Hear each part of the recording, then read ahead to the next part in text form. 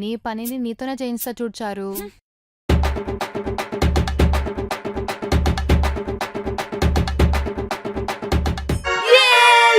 నేనే గెలిచాను. చారుతో పందెం అంటే అలాగే ఉంటది అమ్మగారు. సరే ఇంకేమైనా పందెం చెప్పు. అయ్యగారి మీద పందెం వేసుకుందామా?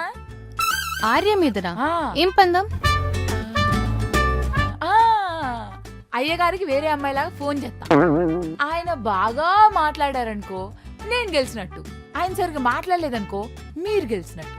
ఇది రేపటి పనికి పందెం. ఆర్య ఏమీ తెలియని అమ్మాయిలతో మాట్లాడు, అసలు చూడని కూడా చూడడు. హీస్ అ జెంటిల్మెన్, నాకు తెలుసు. ఈసారి గెలుపు నాదే.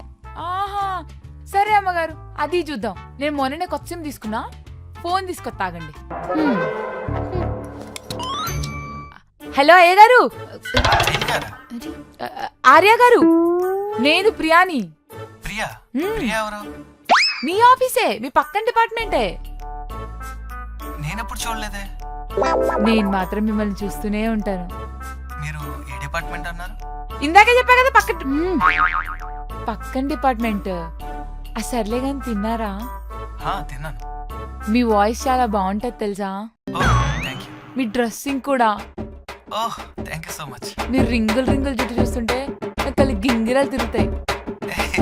మీరు మరీ పొగడేస్తున్నారు.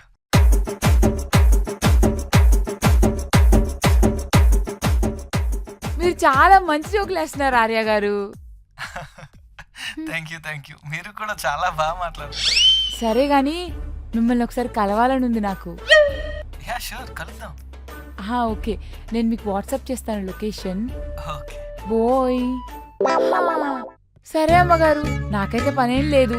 రేపు నేను మా ఆయన కలిసి అలా జాలీగా సినిమాకి వెళ్ళొస్తాం. ఎల్లుండి కలుద్దామే, కుదిరితే ఆ రోజు కూడా పందెం వేసుకుందాం. సరేనా? బోయ్. ఈ రోజు వెళ్ళింట్లో రక్త బండే.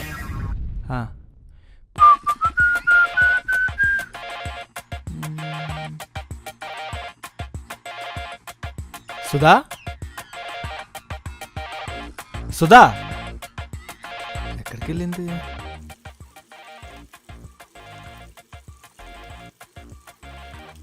ఏంటి నువ్వు చేస్తున్నావు? చారు రాలేదా?